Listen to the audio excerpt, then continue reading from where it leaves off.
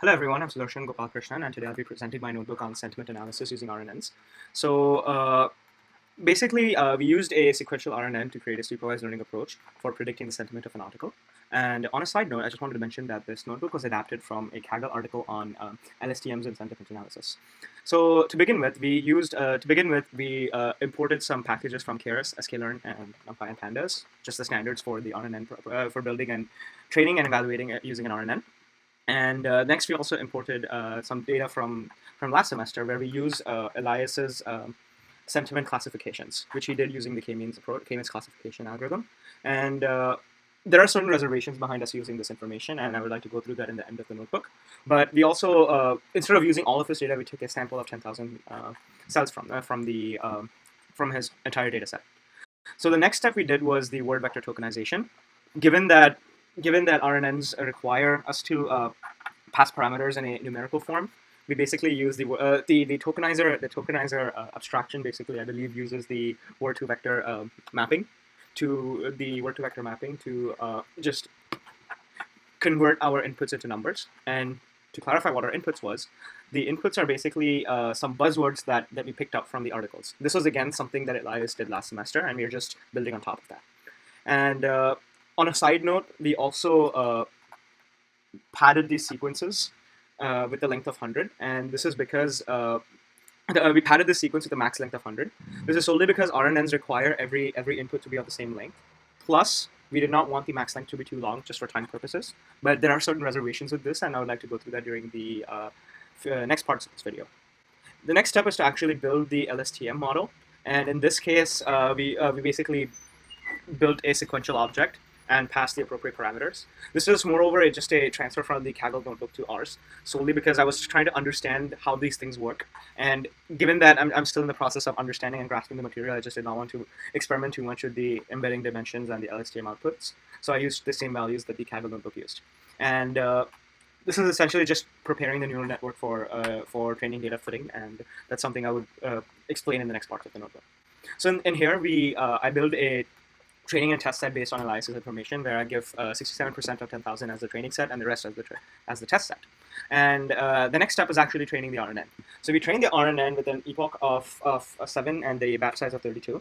We do understand the reservation behind setting such a low epoch for an RNN, and we did this right now for this just for the sake of time. But as we build on top of this model, we would have to increase the number of epochs for better reliability of information, better accuracy and reliability.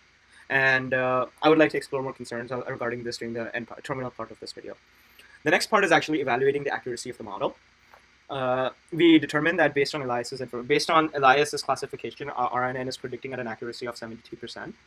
The problem we see with this is that the information that Elias has could be biased and is not the best or the most reliable source of information, because it was still a algorithm-based classification.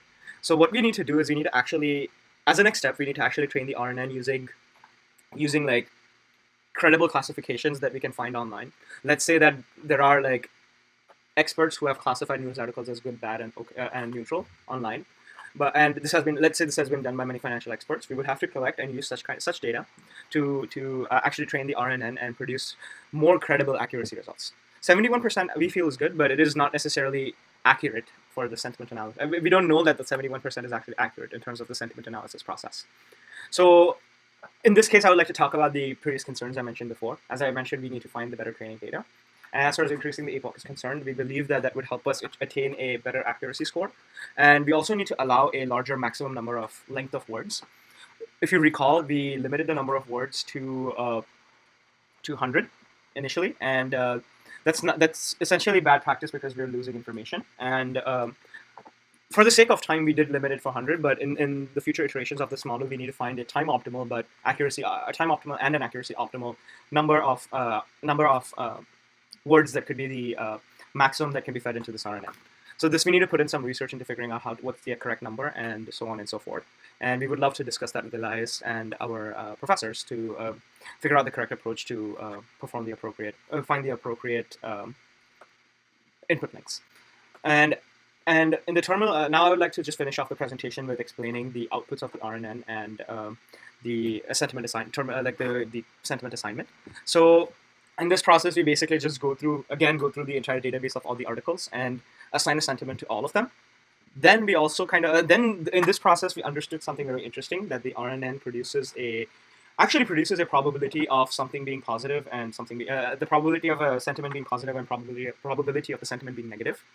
So given that we get such a interesting output from the RNN, we believe that we can use these numbers as a tool, as a scoring mechanism in our time series analysis that some of our other project partners will talk about in the next part of the presentation. But we kind of for now we just gave it a binary assignment of 0 being negative and 1 being positive, but we have a lot of room for exploration in this case, and I just wanted to mention that on a side note. But overall, this essentially sums up my presentation of this notebook, and I would love my other teammates to continue on from here. Thank you. And I will give a really brief summary about the EDA as well as the sentiment analysis results.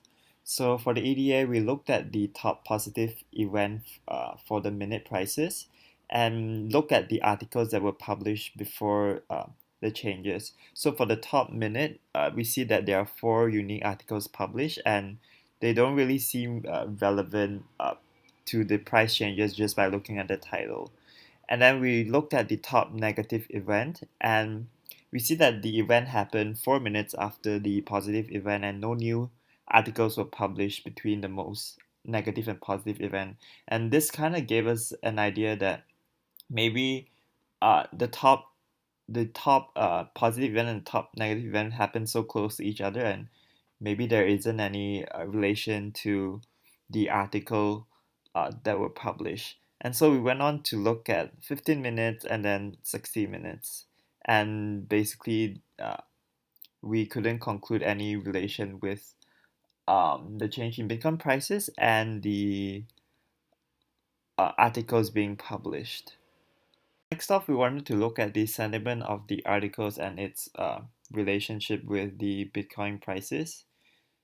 And so my colleague Sudarshan basically ran an RNN model and got the sentiment of the article. So under the marks column, if the sentiment is positive, it will have a value of 1, and if the sentiment is negative, the marks column would be 0.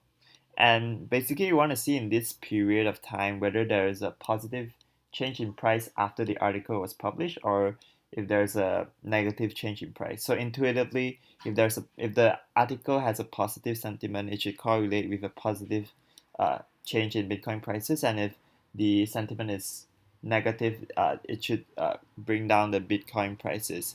And then we basically wanted to predict the accuracy of this prediction.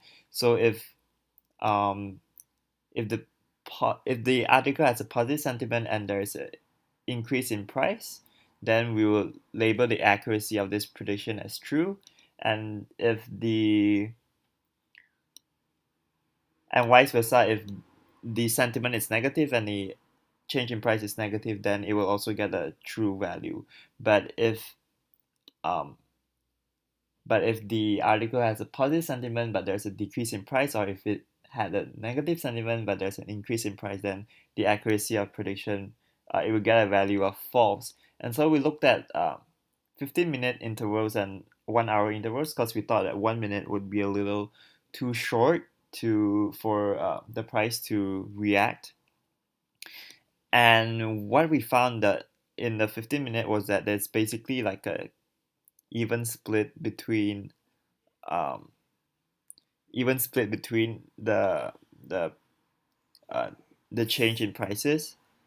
So the accuracy is like 0.5, and it's as good as if you had just guessed whether it's positive or negative sentiment. And for an hour, we see the same thing where the accuracy is like 0.49. So what we can conclude from this is that two things: either our NLP model or RNN isn't working well and isn't giving us the right um, labels for positive or negative, or we can conclude that really the articles had no impact at all. Steps now would be to see how we could improve uh, the NLP or the RNN model that gave us the sentiment.